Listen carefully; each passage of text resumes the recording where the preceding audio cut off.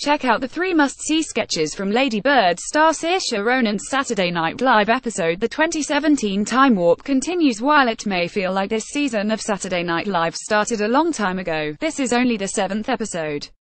As host, Saoirse Ronan acquitted herself well, although this is a show in which she served as ensemble rather than actual lead in most sketches.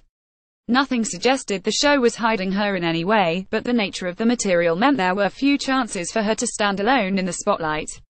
As far as material, SNL is moving into what feels like consciously silly material to counteract the stress-filled mood of the nation right now.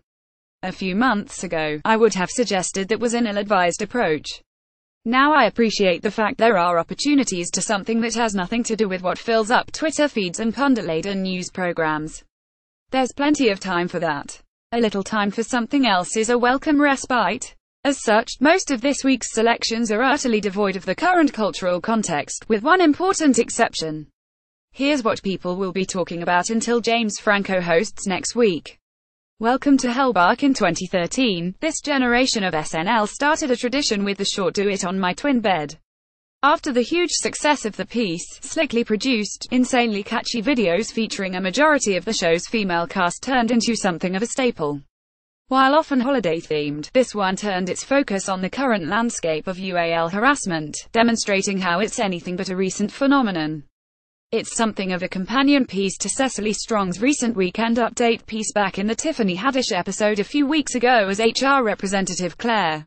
In both cases, the point of view is one of relief mixed with incredulity. There's appreciation for recognizing there's a problem, and anger towards those that think this just started recently. While not part of the core singing group, Melissa Villaseñor does key work here, playing multiple women throughout history that suffered in silence. The most effective part comes near the end, where the group retorts to those complaining that House of Cards is now ruined for them. Comparing a Netflix show with the uncomfortable, often dangerous interactions that women experience on a daily basis, Hopi shuts down at least some who this sketch. As for the others, well, it's likely we'll see more sketches on this topic in the upcoming weeks.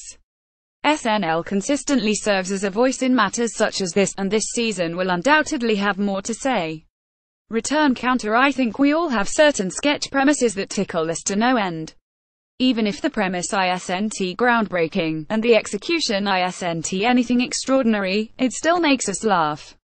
For me, the sketch subgenre of everyone in the cast brings their best joke to the premise table is always a winner, because it emphasizes the ensemble nature of the show and creates a form of healthy, on-screen competition in which everyone tries to be the strongest link.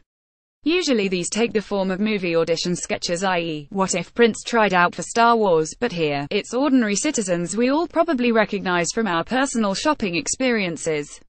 Now, there's literally no shape to this sketch other than absolute jerks assault Mikey Day's perpetually poo-toopon employee.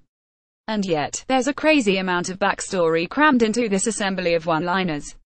There's no dramatic build towards a particular moment. Instead, the accumulation of characters creates a snapshot of a day in the life of someone whose day is always the same.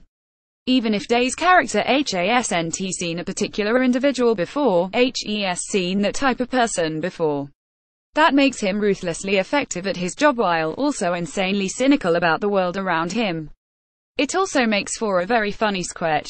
Bachelor auction. Full disclosure, I love Pete Davidson, and hate Chad. This character has never worked for me, until now. Having this guy just say okay in a monotone voice drove others into hysterics, and drove me to hit fast forward on the DVR.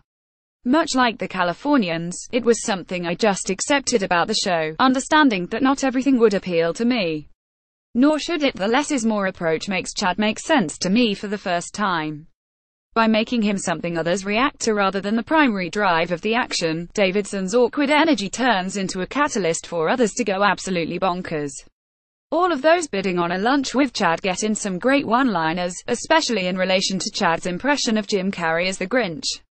"Oh Jesus Christ, this place is going to explode," says Cecily Strong's character, reacting as if a literal bomb was about to go off. If this is how SNL uses Chad in the future, this would be a great way to get Davidson as much attention in sketches as he gets in Update.